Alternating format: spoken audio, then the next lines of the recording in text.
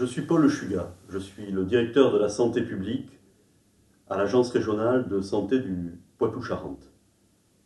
Une des grandes préoccupations de la santé publique, la première préoccupation de la santé publique, c'est la qualité de l'eau potable. Le réseau public, c'est la possibilité de distribuer une eau identique, conforme, protégée des grands risques, quand on doit nettoyer sa voiture, quand on doit arroser ses plantes, peut-on se passer de l'eau de grande qualité qui est distribuée dans le réseau public. Je suis Sabrina d'Angoulême. Je travaille dans le domaine de l'eau depuis pas mal d'années. Donc j'ai été amenée à travailler sur divers domaines qui vont de faire des captages, des forages, des sources, sur la protection des ressources et d'aider un petit peu les collectivités, les maires à travailler sur leurs ressources et à améliorer la qualité des eaux. Pour faire en sorte que l'eau ne pollue pas, un risque de pollution de la maison ou du réseau public, mais il faut simplement effectivement qu'il y ait une séparation physique finalement des réseaux d'alimentation de pluie et puis du réseau intérieur qui provient du réseau d'eau publique. Bon, je suis Michel, j'habite à Saint-Cloud, au lotissement chez Béard. Je suis équipé d'un réseau privé, donc j'ai installé une citerne de 7 mètres cubes et demi qui me sert principalement pour l'alimentation en eau de mon jardin et j'ai raccordé dessus les WC. Alors j'ai choisi de m'équiper d'un réseau privé principalement pour un but écologique. Alors j'ai pas fait ça dans un but économique, parce qu'à mon avis, vu l'investissement que j'ai fait pour cette installation-là, j'ai fait le calcul, j'aurais amorti mon installation dans 15 ans, donc il ne faut pas vouloir faire ça par économie. Il faut, quand on fait appel à ces installations, toujours avoir en tête la responsabilité que l'on prend pour soi, pour sa famille, mais aussi pour toute la collectivité.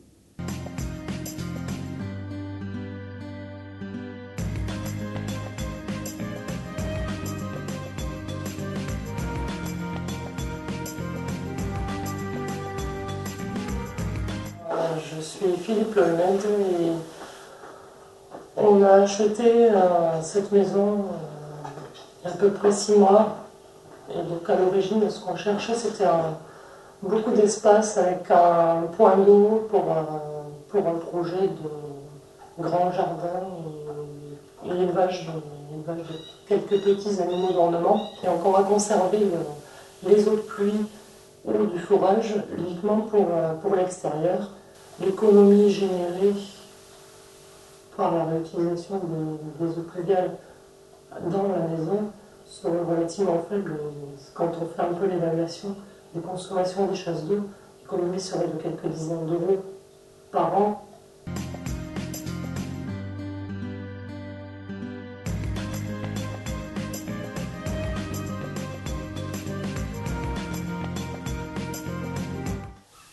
Sachant que nous, le parti qu'on a pris, c'est de réserver l'eau de moins bonne qualité pour les usages que l'on fait un gros volume à l'extérieur de la maison et de réserver pour l'intérieur de la maison de l'eau de bonne qualité garantie par le service public d'alimentation et potable.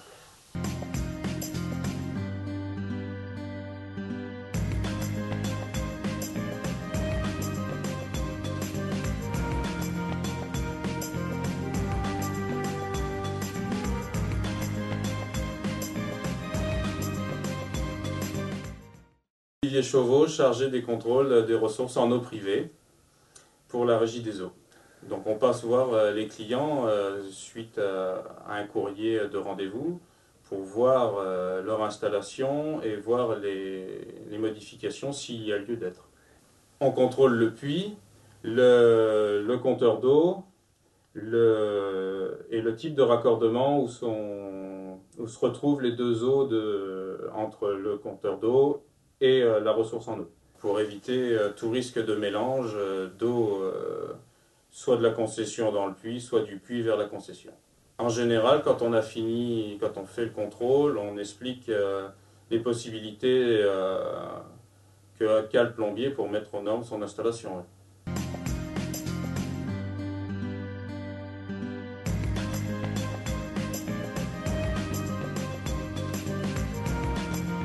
Alors donc moi je m'appelle Jacques Brie et je suis administrateur de la fédération régionale Poitou-Charentes Nature.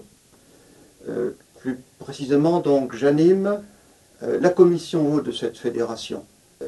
Bien évidemment ce sujet est quand même très technique et difficile à comprendre parce qu'on imagine mal quelquefois qu'il soit possible d'injecter une eau contaminée dans un réseau qui est sous pression.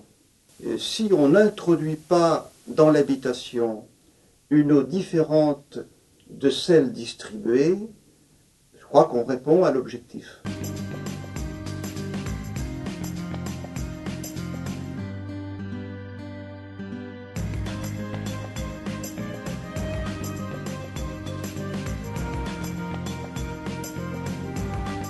On peut confondre des tuyaux, on peut confondre des robinets, et donc il peut y avoir un risque de mélange entre une eau potable du réseau et une eau extérieure qui n'est pas potable, qui n'est pas contrôlée. La première chose qui ne pose pas de problème, c'est d'utiliser ces eaux, on fait non potables, d'abord pour l'extérieur. Nous insistons beaucoup sur la question de la prévention. Prévenir, c'est plutôt agir avant que de faire des curatifs, que d'agir trop tard lorsqu'on constate des inconvénients. Mais donc d'abord pour agir de manière préventive, il faut d'abord être informé. C'est un point important. Nos organisations font beaucoup d'éducation à l'environnement. Valérie Boniface, responsable du service d'eau du syndicat de la vallée de la Corrence, qui est un syndicat d'eau potable dans le sud des Deux-Sèvres. Alors, sur notre bassin d'alimentation des captages, nous avons institué une démarche particulière d'accompagnement des particuliers pour la mise en œuvre de leur forage lorsqu'ils décident d'en faire un.